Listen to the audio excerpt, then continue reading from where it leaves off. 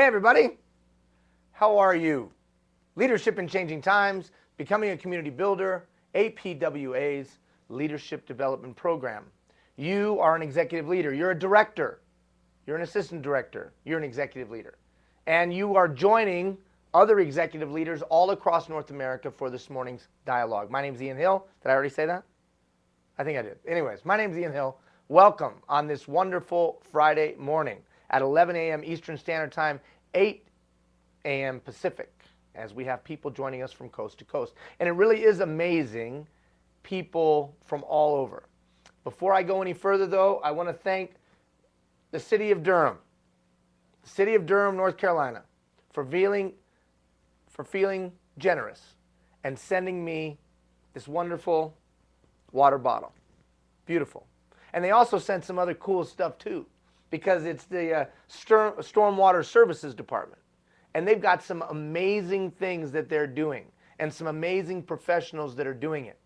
And not today because we have a lot to cover, but in the coaching session, I'm going to talk a little bit about some of the really, next time we get together, right? I'll talk a little bit about some of the cool things they're doing. They sent me some pictures and stuff, and we'll show it. And they also sent me some other really neat things. And on a side note, they sent me this, I don't even know what you call them, but this really cool cube. And it's got the little water in it, it's got the duck in it and everything. And my son, this is all of you in Durham with the Stormwater Services. My son, little Kian, has special needs. And I know he's going to love that little thing. I know that that's just going to be a highlight of his day. So thank you to Durham Stormwater Services. I now have the appropriate bottleware to utilize. So thank you. I will use it very proudly. All right, what are we doing today? We're starting. So the last 3 weeks was a dialogue of introspection.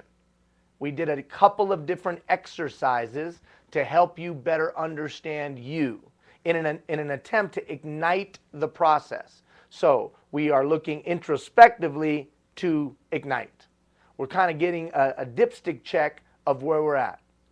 We know that we're in changing times. We know that the ways that we've led in the past may not be effective today. So what are those leadership qualities, attributes, and competencies necessary to be successful? For you as an executive leader, the challenge that you face is that you're judged not only exclusively on your performance, but your performance is judged by how somebody performs far, far away from you. The person farthest away from you is how people judge your performance. That employee that you may never see, talk to, or interact with, their performance is an indicator of your performance and your capacity to marshal human capital. And the other challenge is, as an executive leader, is that capacity isn't just your capacity to marshal the human capital of those that you oversee within your portfolio. It's also the capacity to marshal human capital. It's also the evaluation of your capacity to marshal the human capital of those around you, of the people who you have a dotted line relationship with, that maybe not end up on your org chart, but they are the people that you need on side to get done the things you need to get done. And whether that's elected officials, whether that's other departments, whether that's people outside of your municipality, other governmental entities, regional, provincial or state or provincial, federal, whatever, or just the local John Q. public. You as a director or an executive leader have to be able to marshal that human capital. So we took the last 3 weeks to try to kind of get ourselves in the right mind frame. We gave you an exercise, that leadership history survey, so you could look back to move forward. And within that, I challenged you to look at yourself, but I also challenged you to look at those that had made an impact in your life. And then I challenged you to call somebody or send them a note or an email or whatever it might be. Hopefully you've done that. Hopefully you looked at question number 9 and question number 10. And in looking at question number 9, there was somebody that profoundly changed your life. And so you made a decision to contact them. You made a decision to talk with them. You made a decision to share that with them. If you did that, send me a note. I'd like to hear how it went. And then we had you look at question number 10 because, frankly, that's who you don't want to be like, your worst boss. Now last week, or at the beginning of this week, I guess Monday, I sent you a note and said, hey, leadership inventory. Take this leadership inventory. And hopefully you did. If you didn't, Okay, no problems. Everybody's busy. I understand that. If you didn't, I would encourage you to do it though, because on Monday, your direct reports are going to get the same exercise. Now, in the hands of a skillful leader, the exercise will be a catalyst for dialogue between you and your direct reports. In addition to that, the front line are getting this as well. So if you're a department that's having everybody go through the program, that means everyone within the department will be asked to do the exercise. This exercise that you did on Monday, defining your leadership styles. Now, why is that important? Well, obviously for self-awareness. But in addition to that, it's important because you get a better understanding of how your direct reports function. The idea being that if I understand you and you understand me, then we have an opportunity for greater alignment. Same with your front line. If your supervisors understand the front line and the front line understands them, there's an opportunity for greater alignment. If I understand your style, nurturer, energizer, researcher, organizer, now those are words, right? And then the definitions underneath those words. We've seen a lot of those kind of exercises. And I'm not partial to any one. What I am partial to, though, is its purpose. The purpose of it is I understand me and I understand you. Then what do we do with that? Then we bend accordingly. If my direct report operates a certain way, I'm going to try to maybe bend to them. And then in a greater likelihood of them bending to us.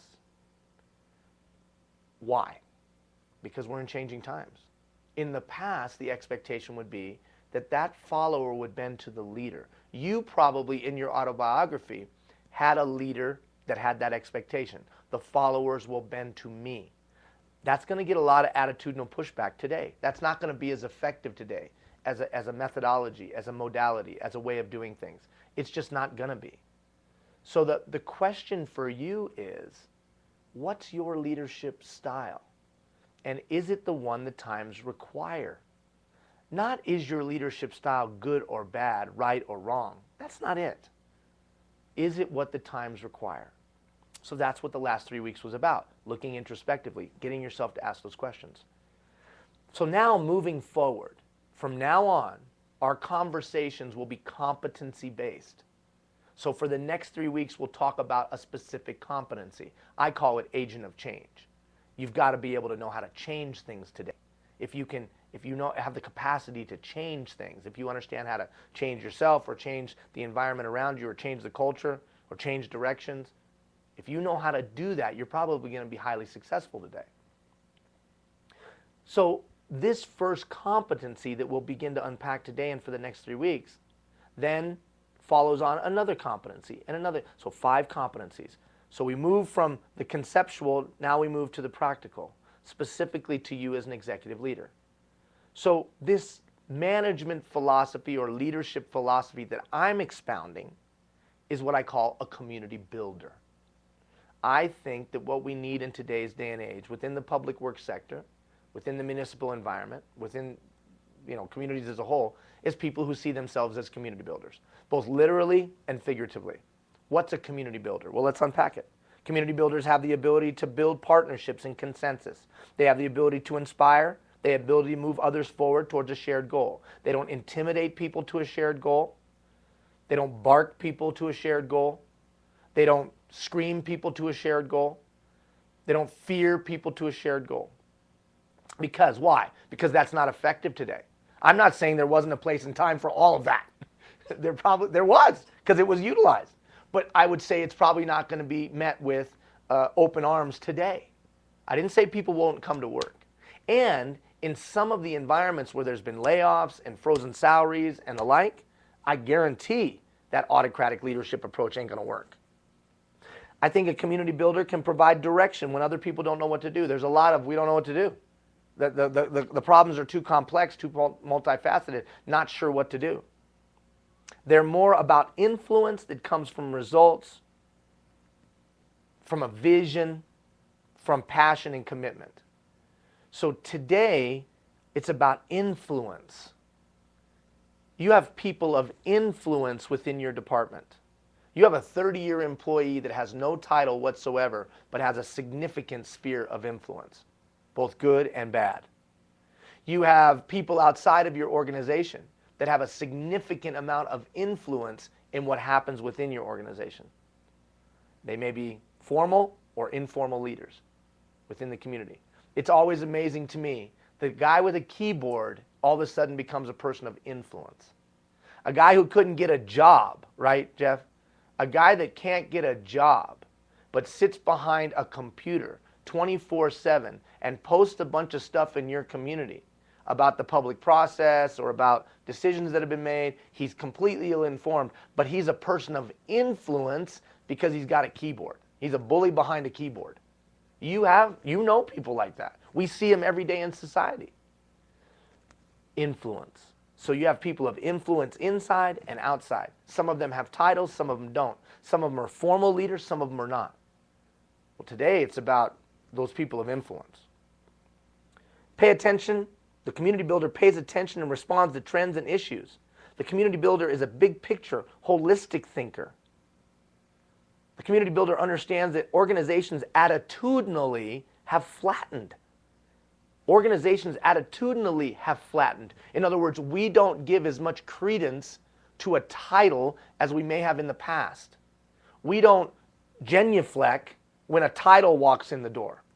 We don't snap to when a title walks in the door anymore. There isn't as much reverence for authority as there was, at least, the least reverence for authority of any time in my lifetime, at least. So we understand that as a leader. We know that things have flattened. So we seek people's feedback. We gather information. We build systems that empower people. And we'll talk practically about how to do that shortly. We facilitate the creation of a collected vision. We realize to get people's buy-in, we have to ask people's opinion. Now, I'm a believer in shared leadership, but there's also a time and place for that direct leadership. Someone's got to be in charge. It's knowing when to deploy the two. It's knowing when to have that shared leadership model where we're gathering feedback, we're gaining input, we're creating an environment of self-determination and self-reliance. And then knowing when that it's time to be that more of a directive leader. This is what we're doing. And the fine balance between the two. And I think you need to have two. John Chambers, the guy who runs Cisco, he said that's probably 70-30. If you can do 70% shared leadership and then 30% directed leadership. I probably tend to agree with that because there is a time and place for that autocratic, I'm the boss, here's what we're doing methodology. And then finally, we're looking for community builders. And what are they? They're authentic, they're direct, they're honest, and they genuinely care. They put the needs of the follower ahead of the leader. We long for leaders like that. So that's the ideal, right? Now we've got to move to that. So you have a leadership style today. We've talked about that the last 3 weeks. We tried to reveal it to you through some introspection to make you look at the leader you are today and how you became that leader. Not right, wrong, good, or bad. And then we posed a question.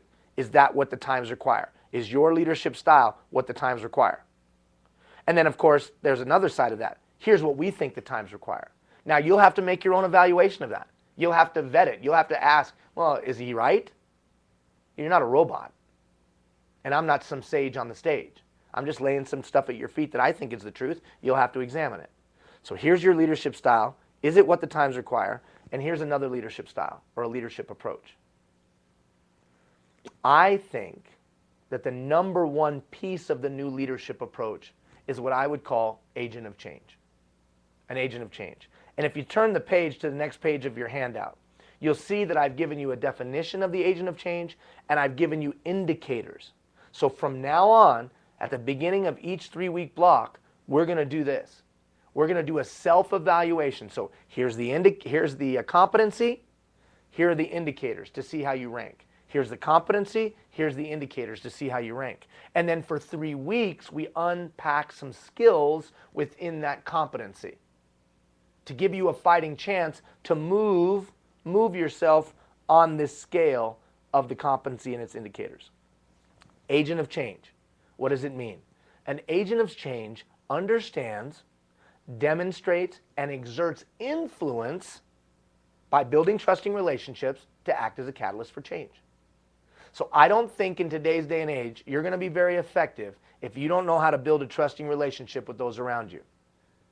Because people aren't going to move with their full passion, their full experience, interest, talents, and abilities, their human capital. They're not going to move intensely with their human capital just because you're the boss anymore. Right, Jeff? They're just not going to. They're not going to look at you and say, just because you're the boss, I'm going to give you everything I have. Did I mention Durham Stormwater Services? There it is right there. Durham Stormwater Services.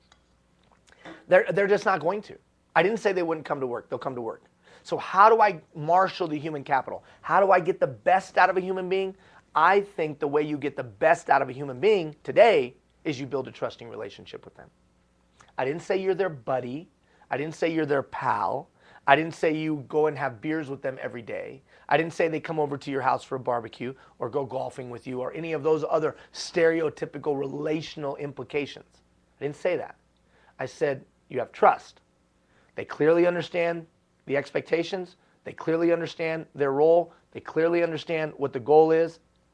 And they feel like you're going to be a fair arbiter of that. That, in my opinion, is building of the trusting relationship. Now, we'll talk about some absolute skills in a moment of how to build those trusting relationships. But the agent of change knows how to get things changed, and they do it through the relationships with the people of influence. Let's go through this. I want you to do this. We're going to do it very, very quickly. I want you to do a little exercise, right? I want you to do a self-evaluation. Now, some of the indicators you might think are trite. Like, look at the first one. I believe I can make a difference. Well, Ian, that's kind of Pollyannish. That's kind of trite. Well, the challenge is in complex, difficult situations where the challenges seem overwhelming and that there's no answer or no easy answer.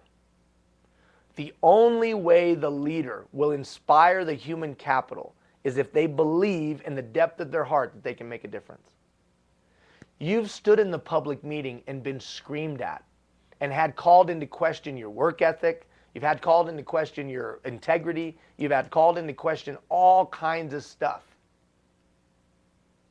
And after getting beaten like that, it's really easy to walk out and say, can I make a difference around here? That's the moment I'm talking about. Yeah, but in that moment, Ian, I might not feel like I do. I agree with that.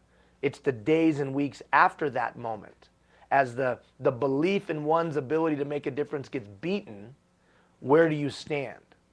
Now, some of you, if you were having an honest conversation with yourself, you're 2-3. So do you believe you can make a difference? Because that's the beginning of change. Now think about this logically.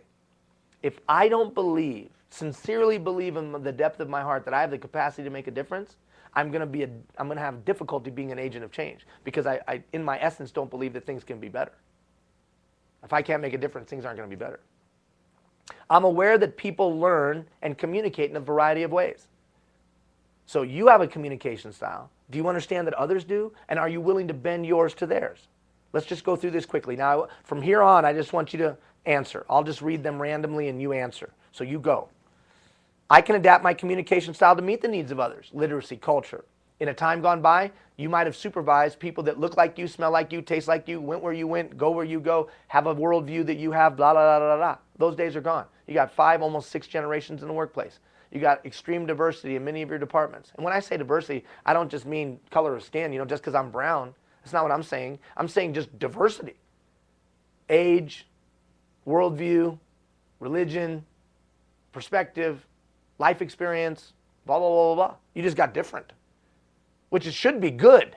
We should be able to maximize that. But it all starts with my ability to understand it, my ability to communicate, my ability to relate, right? I can facilitate activities that will help remove attitudinal barriers. I understand my emotions and the impact they have on the performance, my performance and the performance of others. I'm reading just randomly now. I can facilitate, I already read that one. I understand political governance at the local, state, provincial, and national levels. I get how all that works. I nurture positive relationships with elected officials, as well as community and corporate leaders. Oh, you mean schmooze? I'm good at schmoozing, I'm out schmoozing. No, you're good at building trusting relationships with those people. You understand the dynamics of that in your community. And when I say community, it could be local, regional, national. I can influence the political decision-making process. Now, that you have to be very careful on that, because some of you, just because of your internal protocols, are precluded from involving yourself. Most of all of you, right? Probably.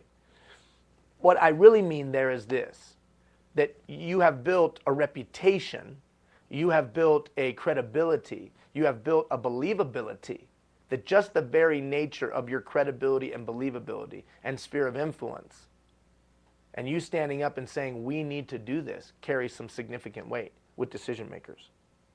I demonstrate awareness of relationships between community, sectors, voters, constituents, and stakeholders. Let's be honest. In today's day and age, when we're fighting for every penny for public infrastructure, which has a direct impact on quality of life, it is important that we educate the public on the need for, value of, and important and critical nature of our infrastructure, because most citizens don't get it. I apply strategies for ensuring positive media relations. I enable groups and organizations to collaborate and achieve synergy. I apply a diverse and sophisticated set of facilitation models, skills, and techniques. So in other words, I know how to walk in a meeting, I know how to talk with people in the meeting, and I know how to elicit comments, and I know how to gather them together and use them in a positive way.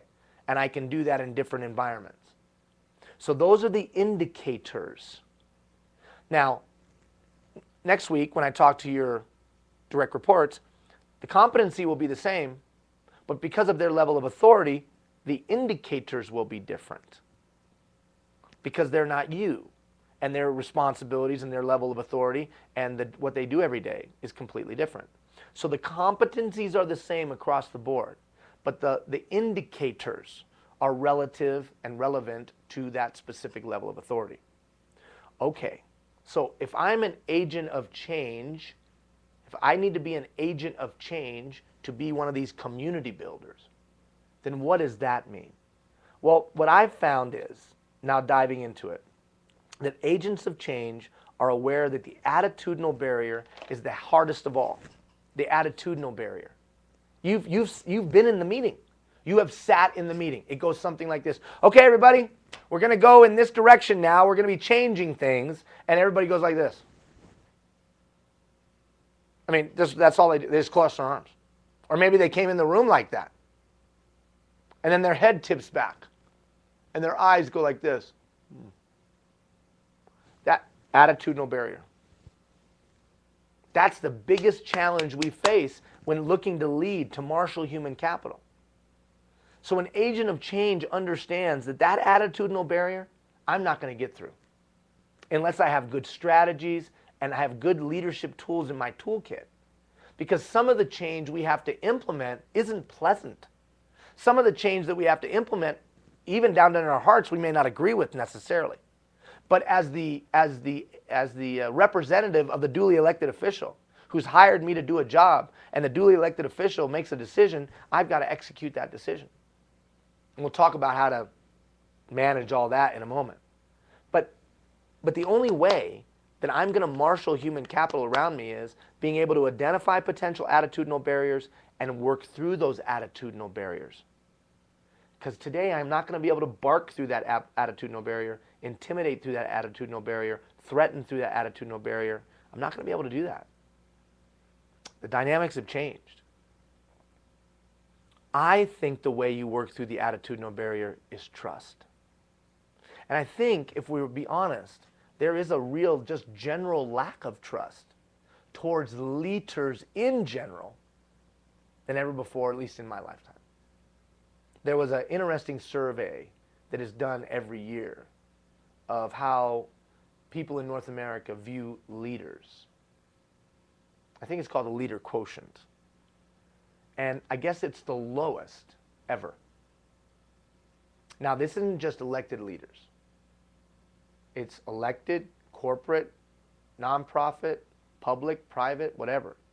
The general take on what people have towards leaders today is lower than they've ever had in the years. I think they've been taking it since the 50s. And I think if you stop and think about it, people's opinion of leaders is pretty poor today. Well, you get painted with that brush. I do. We all do. All of us that call ourselves leaders get painted, or we're in a leadership position. So the challenge is that then you add on top of that wage freezes. You add on top of that the media bashing public servants on a daily basis. You add on top of that maybe even layoffs, or the threat thereof, or the rumors thereof. All of that combined to create a context that's quite difficult to lead in. And I think the only way you're going to be able to lead in that is that people have to trust you. Well, they don't trust me because I was the bearer of bad news. Or they don't trust me because they see me as an agent of the bearer of bad news. I hear that. So what do we do about that? How do we do that? I think it just boils down to building a trusting relationship. Now again, I got to be clear. That doesn't mean everybody's going to like you, but they can predict to some degree how you're going to operate. So what are the keys to trust then? How do I build trust? What are the mechanisms of it? And I want to walk through that now in the balance of our time. First of all, I think that trust begins with vocational competency. People have to know that you're vocationally competent. The problem is that most of you are at a level of authority now where you couldn't possibly be vocationally competent in all of the things that you're responsible for.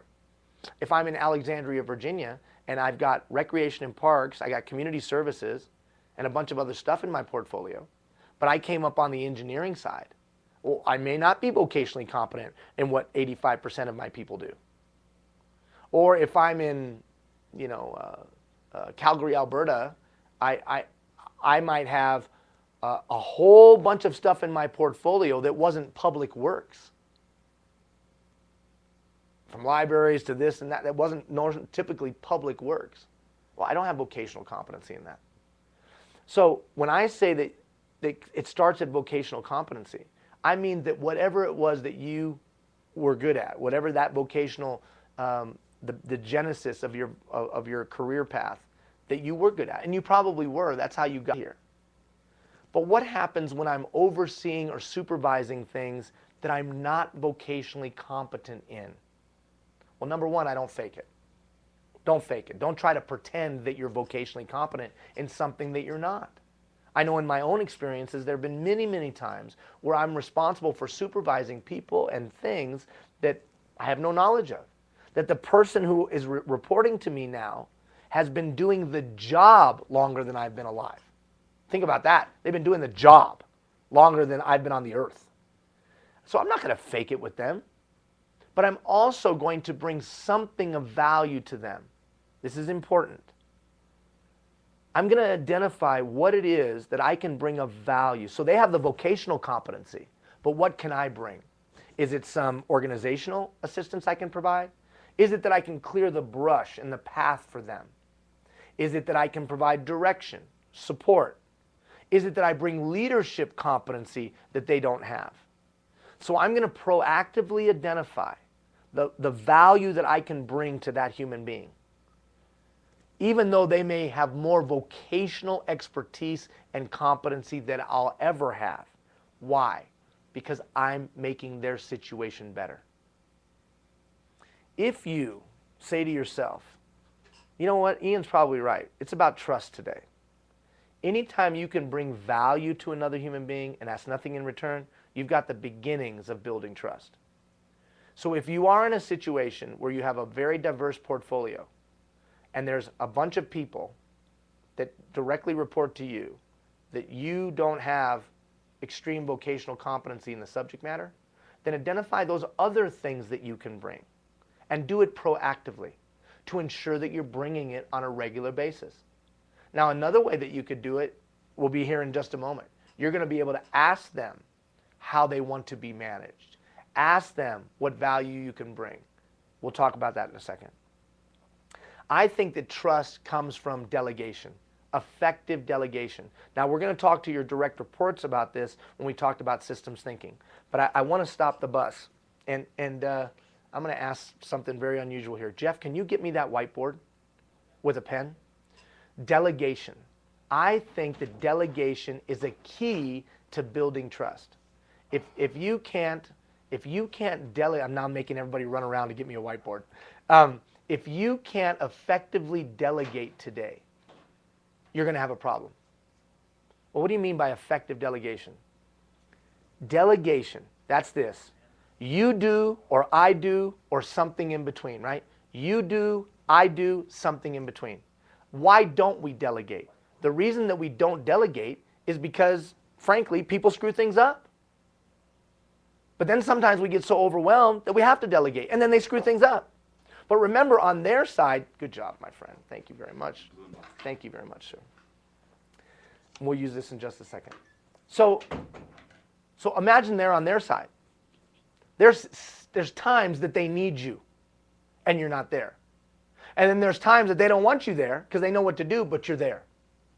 And there are times that you sit in meetings and you say to yourself, why am I here? These people should know how to do this. And there's other times that you say, well, I wasn't in that meeting. I know they don't know how to do this. And it usually results in a phone call. A phone call from the mayor. A phone call from the city manager. Or if you're in Canada, the CAO. It usually results in a phone call. And then you say to yourself, driving home in your car or truck, you say, I'll just do it myself in the future. The problem is that's unsustainable. Completely and totally unsustainable. Absolutely will not last. You must be able to count on your direct reports to do certain things. So this delegation tool that I'm about to share with you, now I have to be honest with you, I have no idea. If we created it or we stole it from somebody else, it's been so long ago that I do not know. I have no idea. So if there's somebody else that created this, I give you all the credit in the world. You're awesome. This thing works. It's great. Let me preface it by saying that. But you better have some tangible system for delegating. The agent of change is an effective delegator because it builds trust. Let's walk through it really quick. So I think you have to take everything that somebody does, all the responsibilities, and you've got to list them. Everything that someone's responsible for, everything that they're responsible for. Because I think delegation is rooted in capacity or mastery, proficiency. If someone is proficient at something, then I delegate that out. If someone's not proficient, then I pull that back. And if there's somewhere in between, then I keep my hand on the pulse. And that'll make more sense in just a moment. So if I'm an executive leader, and I am, you're an executive leader, I would recommend that all of my direct reports, you would do the following exercise. I call it a delegation matrix, levels of authority. I would break everything they do into 4 categories, 4 simple categories. The first category, you see it in your handout, act, ask, and recommend. Now, in those areas where they have low proficiency, either because they don't have experience, they don't have knowledge, they don't have background, or in their practical application, they just haven't been that successful, I'm going to take and I'm going to put that in ask and recommend. So I would go through with them, everything that they're responsible for. And I would identify those areas, mutually identify those areas where they've shown low proficiency. And I would put that in the category ask and recommend. We'll call that number 1. So you just go through number 1. And you say to them, okay, in these areas now, you're going to come and talk to me before you go do it. Or you're going to ask me and recommend an approach before you go do it. Negotiating with the vendor, or dealing with a contentious employee situation, or making a policy change, or whatever. You're going to, very good, Jeff. Yeah, how good is he, man? I threw the curveball at him and he's on it. Ask and recommend. Now, why? Well, because they've shown low proficiency. And I can't have them out there going and doing stuff till they talk with me. Now, notice it says ask and recommend. Ask and recommend. Why isn't it just ask? Because I'm going to try to grow them. I want to hear what their recommendation is. They're not a robot. I'm trying to teach self-reliance. I'm trying to teach them how to be able to function in this area where they're not so proficient. So by having them come to me, ask me if they can go ahead with the recommendation that they're making, I check their thinking, I check their logic, I check their methodology, I check their modality, I check them. I coach them, I support them. I don't hang them out to dry, but I also cover my own you-know-what. ask and recommend in the areas of low proficiency. Then I'm gonna identify along with them the areas where they have some proficiency. Some. And we're gonna call that number 2. And we'll call that ACT, A-C-T, and report immediately. You can go do it, but keep me in the loop right away. How many of you have ever experienced a mushroom cloud, right? You experienced a mushroom cloud. Boom, big problem that took you 5, 6, 8 weeks to deal with. If you had just known about it at the beginning, you could have solved it. So they may have some proficiency, but not mastery. So you say to them, go do, but keep me in the loop so I can support you. Then there'll be some other things left. There'll be some things that they are proficient at. They have proficiency. In those categories, I would call it number 3, and we'll say it's act and report periodically. We have goals, we have directions, you have proficiency, you go do, just keep me in the loop. In our quarterly meetings, monthly meetings, whatever it is. And then there'll be some things left. And the things that are left, act on own. Act on own. You have mastery of these areas. Act on own. I trust you. But Ian, you said that this was a tool to build trust. How does it build trust? Because I'm only involved where I need to be involved. I leave them alone where I need to leave them alone. And I'm supportive in between. If you're on the technology side of things, what does this do? It defrags your life. I'm now clear. Proactively clear about where I'm going to be with you based on proficiency, where you can run on your own, and the areas where I'm here to support you, either immediately or periodically. By doing that with each one of your direct reports, you now mitigate the risk of being thrown to and fro by life. I don't like your delegation matrix. I don't like your style of delegation. Fine. I really don't care if you do or not. Just get one. If you don't like this one, get one. Now here's the funny thing. I'm really good at delegating, Ian. Okay, but are your people? Are your people any good at delegating? Because if your people are not any good at delegating, the energy, enthusiasm, and direction, policies and procedures and approaches that you're expounding out of the head office aren't getting delegated all the way out. So maybe you need to do this exercise to teach delegation effectively. Now, we will be going through this with your supervisors because we want everyone around and through and downline and upline in the organization to be great at delegating. When you have to do more with less, you must have great clarity. There can be no impediment in the conduit of information, of energy, of resources, of time. No impediments. Well, poor delegation is an impediment to that flow. So if you don't have a formal, called out way that you delegate, then you probably can't teach it very well. Huh? Listen to this point, because I think it's important. You might be the greatest delegator in the history of mankind because someone taught it to you, or it comes innately to you, or whatever. But if you can't put words to how you do it, if you can't put a diagram together of how you do it, then you're probably less likely to be able to teach it. Well, if you can't teach it, what good does it do? Remember, as an executive leader, you're judged on the people furthest away from you.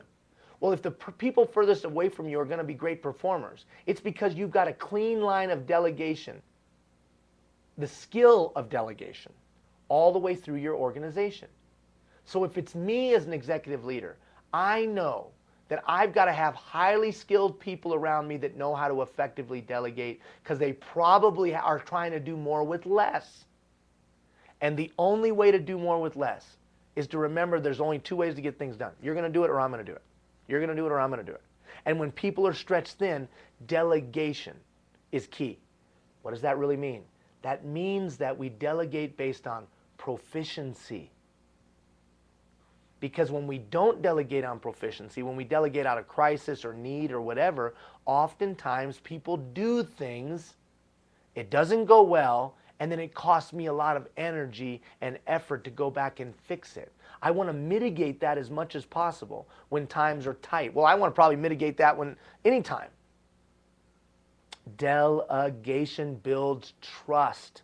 We will come back to this. We will definitely come back to this. You'll hear me coming back to it all the time. Delegation builds trust. Why? Because if I'm the delegated, I know when you're going to be around. And it's where I'm not so proficient. Because you're there to help me and support me. And I know you're going to leave me alone where I have mastery. So it gives me a sense of responsibility. It gives me a sense of empowerment. It gives me a sense of self-reliance and self-determination. I can trust you to leave me alone because you trust my proficiency and mastery. But I can trust you to be there when I need you because you know I'm not so proficient and I haven't mastered the task yet. Think about that. And just from a time standpoint, it frees up your time. You're there when you need to be, you're not when you're not. Now we'll talk in one of the weekly emails, you'll get more information about this. We'll unpack this for a week. Open communication. Trust comes from open communication. Now, we're going to talk very specifically when we talk about systems. We're going to talk about a system that you could create within your organization to gather ideas, thoughts, and concerns. Do you have a formal system for gathering thoughts, ideas, and concerns? No, I have an open door policy. That's a joke. An open door policy is a joke. What? Because it's reactive. Do I want to wait for a problem to walk in my door? No. I want to be out, proactively identifying ideas that could help us be better, proactively identifying thoughts that could help us improve, proactively identifying concerns before they come mushroom clouds. So the open door policy, although it sounds wonderful, is not only passé, but completely inefficient, and I would even argue somewhat ineffective. Because it's reacting to a problem. And I don't want to react to a problem. I want to be ahead of the curve. When we talk later, not this 3 weeks, but the following, we'll talk about a formal organizational system. But let's talk more about building trust individually. Open communication. Open communication. One, there's 4 styles of communication. Fact-based communicators, belief-based communicators, emotion-based communicators, value-based communicators. So first question is, what's your style? Are you a fact-based communicator? Are you a linear thinker? Do you gravitate more towards numbers? Do you think sequentially? Many of you that came up on the engineering side of it, I guarantee you're that. You're trained to be that. Others of you that maybe came up on the public works side or the park side or whatever, maybe you're not linear thinkers. But there are certain direct reports that you have and other people of influence that you have within your organization and outside that are fact-based communicators. When you go to dialogue with them, that's a helpful insight. Because you're more likely to build a trusting relationship if you bend your communication style to meet theirs. It ensures clarity, or at least increases the likelihood thereof. Then there's the emotion-based communicator. That's the individual who whatever they're feeling at any given moment is what you get. What you're feeling at any given moment is what they get. You know people like that. Emotion-based communicators. Well, if I'm dealing with an emotion-based communicator, I'm going to make sure I think through when I talk, where I talk, how we talk, because I might not want to deal with the emotion I might get. So I'm going to try to mitigate that risk. How about the value-based communicator? What does that mean, Ian? Every one of us, you, me, everybody, has built a unique set of values in our life. A unique set of values. And these values were established through our life experiences, our mentors, the people of influence in our own personal lives. We have a set of values. Now, it's not religion, necessarily. It's values.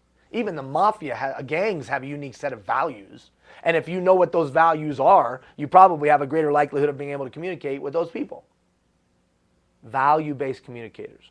And then how about belief-based communicators? Telltale sign of a belief-based communicator is you sit there and talk to them for an hour making your case, and they look at you and go, yeah, well, that's great, but let me tell you what I believe. Right? I mean, that's wonderful, but let me tell you what I believe. That's it. That's how they communicate, through their beliefs. Why is that important for me as an executive leader who's attempting to build trust with stakeholders?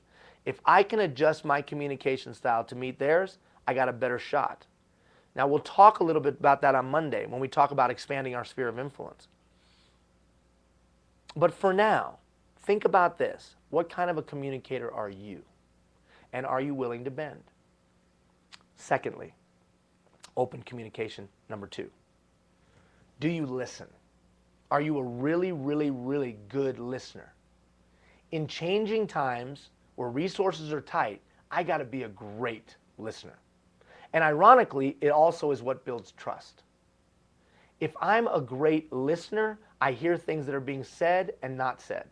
If I'm a great listener, I pick up on indicators of employee relations issues, of people's stances and perspective, or an impending crisis. Listen. The problem is that we've boiled down communication into 50 words or less.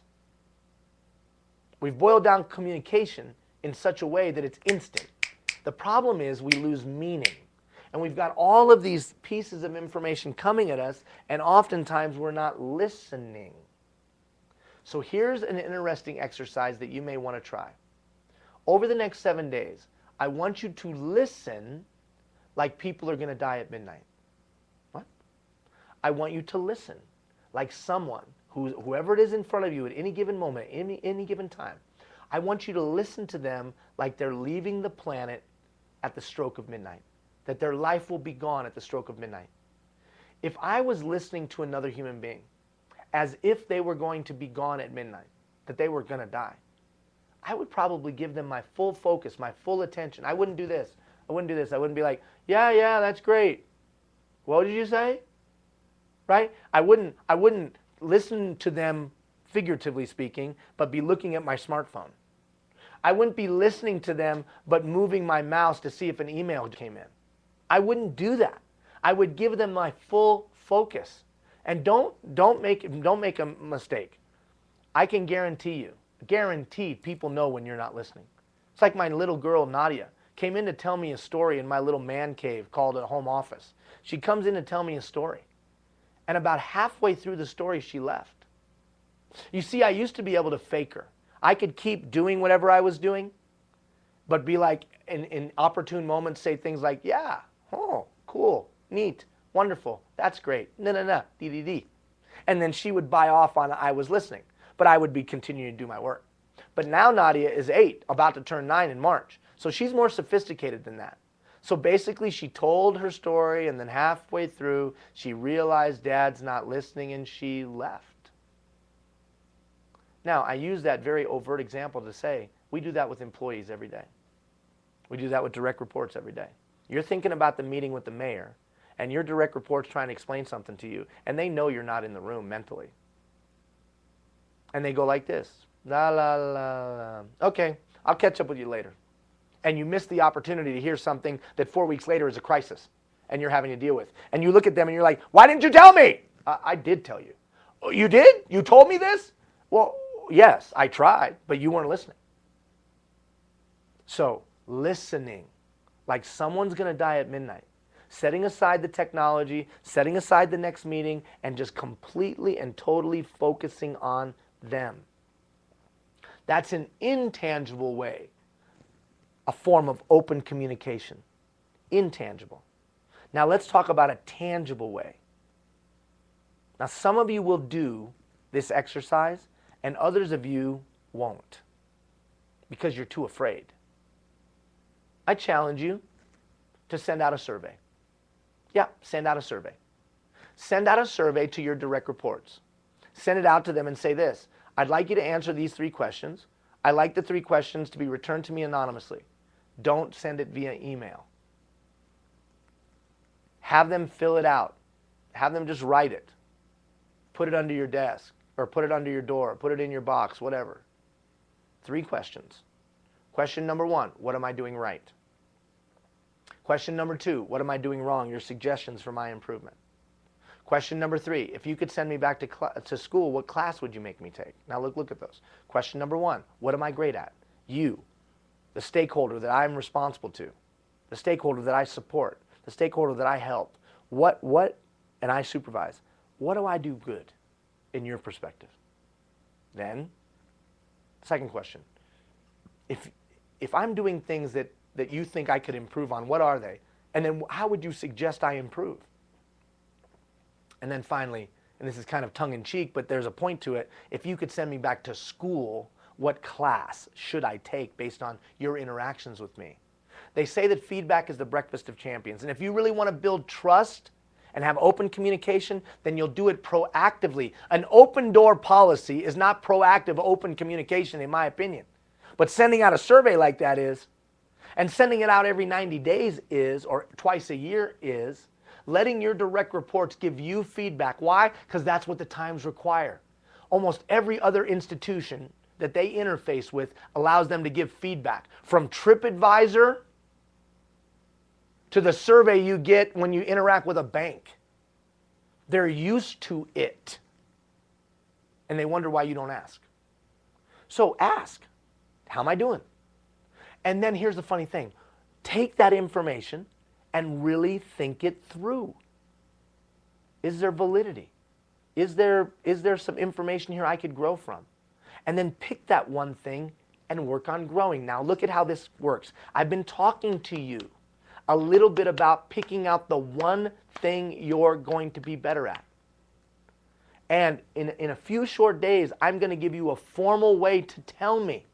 And whether you tell me by filling out the PDF and scanning it in and sending, or you tell me by clicking the link and filling out the form and committing to the one thing you're going to be better at. You gotta pick out one thing, because you're the leader. You're setting the tone for everybody else in the organization. I'm going to be challenging them very shortly to pick out one thing. Well, I'm not sure what my one thing should be. Then send out the survey. They're going to tell you what your one thing should be. So trust the agent of change who realizes I got to remove attitudinal barriers. I'm going to remove an attitudinal barrier. When somebody gives me feedback, I take the feedback. I improve on the thing they told me to change. They're going to look at me and say, holy crap, that guy actually took what I had to say and did something with it.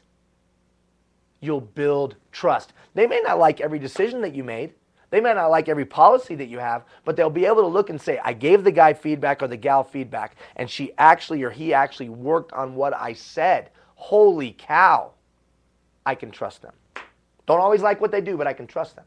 And that removes the attitudinal barrier. So this is a proactive exercise to build trust with your team. And frankly, it gives you the game film, forgive the athletic metaphor, the game film that you need to get better. Why do athletes look at game film? So that they can get better. Why does a manager, a leader, executive leader, a director send out a survey like this? So they can get better. And then send it out regularly. Well, I'm just going to get about a bunch of flippant remarks. Yeah, at first, because you probably haven't asked in the past. Now, here's the other caveat to this. It sure makes giving feedback a lot easier. Right, Jeff? If I've asked, how do you think I'm doing? And then they see me working on that, it'll make the, well, how do you think you're doing conversation a lot easier. Because you've set the tone of introspection.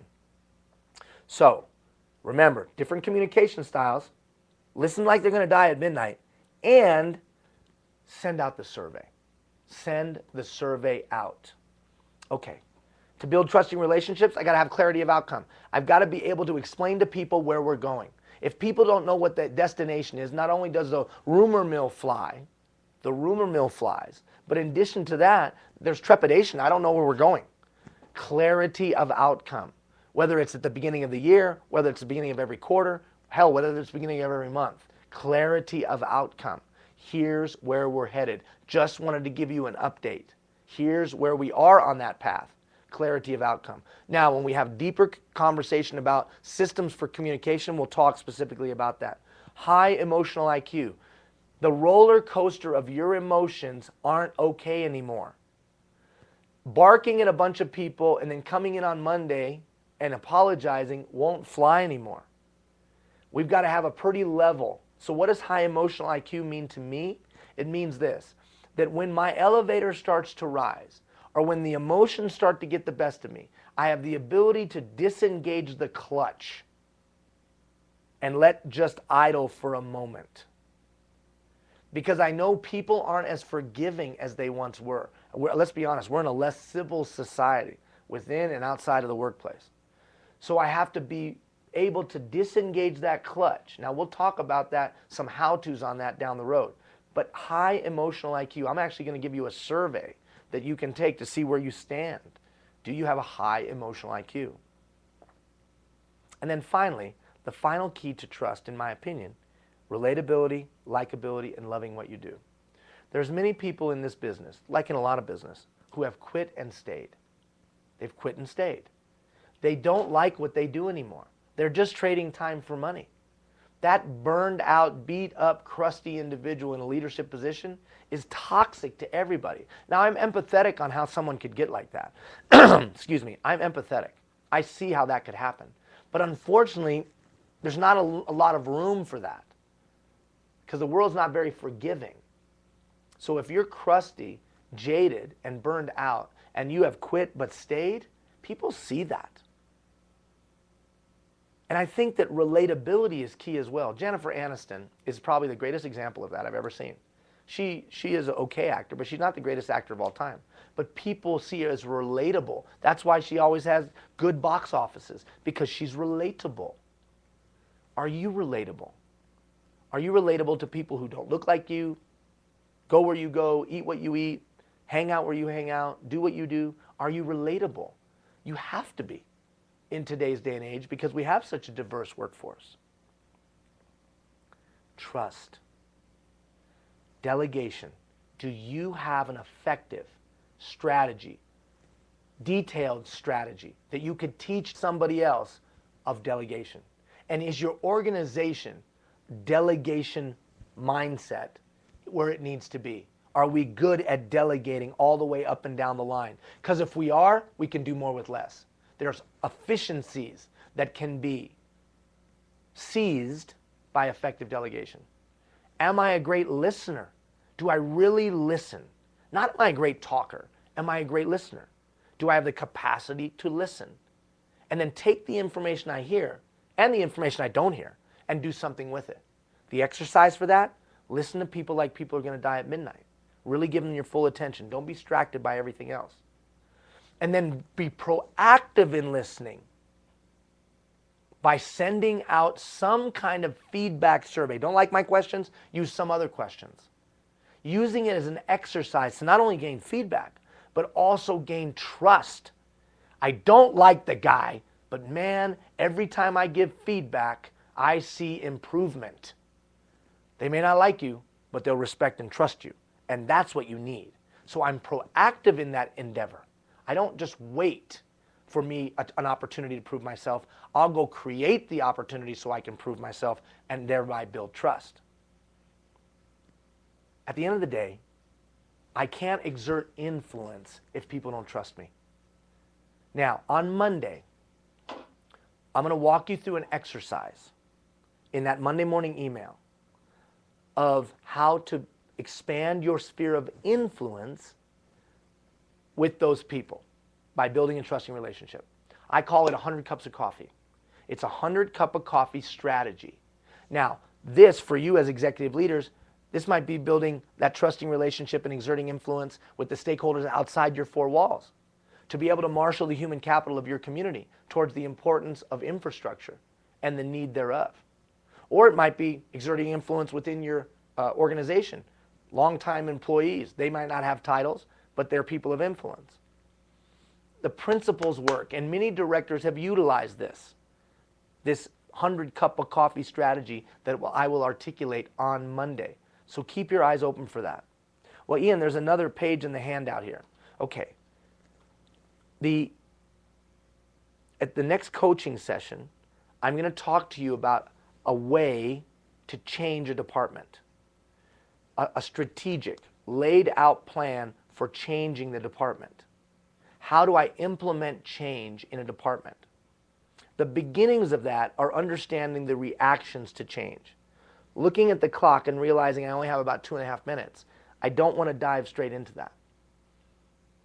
But on the coaching session, which will be somewhat a teaching session with a little Q&A, I'll talk you through a program or a system or a process, if you will, a way to implement change. And using it as an an adaptation tool within your organization so that your organization gets good at changing. Why? Because that builds trust. I might not agree with the change, but I know how we implement change. I might not like what's being done, but I know the sequence of ways that we change things around here, so at least I can trust that process. When looking to take difficult and challenging situations and implement change, I've got to find something that's a toehold that people can trust me. So they may not like what we're doing, but at least they can trust the process. That'll begin with a discussion of the reactions to change, and then we'll lay out the strategy for implementing change. It'll be very detailed. So, in this coming week, on Monday, we're going to be talking about how do I expand my sphere of influence, a strategy for expanding my sphere of influence, a detailed strategy.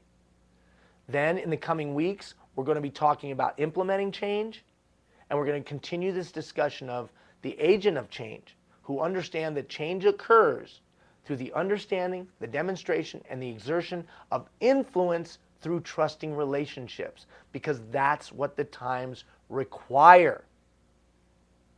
Monday, you took a survey. That same survey, your direct reports are going to take this coming Monday. Talk to them about it. And all you have to say is this: so what are you? I'm a nurturer. What are you? I'm an energizer. What are you? Get the dialogue going. Your direct reports will be taking the same. Get the dialogue going. Get people talking about what they are in an attempt to gain greater understanding. You personally, what are you going to do? You're going to talk to them. You personally, what are you going to do? You're going to think about sending out that survey. And at minimum, you're going to listen to people like they're going to die at midnight. The learning has just begun, right? Because eventually we're going to pick out one thing and we're going to start to do it differently. That's the key here, performance improvement. Your performance and other people's improvement. All right. Make no mistake, the role and the work that you do is important. The role and the work that your department plays is important. You touch every citizen in your community from cradle to grave. We got to be great at leading. You got to be a community builder today, in my opinion. I thank you for your time. Have a great weekend. And hey, side note, Kansas and Nebraska. All of you people in Kansas and Nebraska, yeomen's and yeowoman's work, you've done an outstanding job of dealing with the storms that have come and protecting your citizens. Thank you and thank your staff for the hard work you've put in. Take care, everybody. Have a great weekend.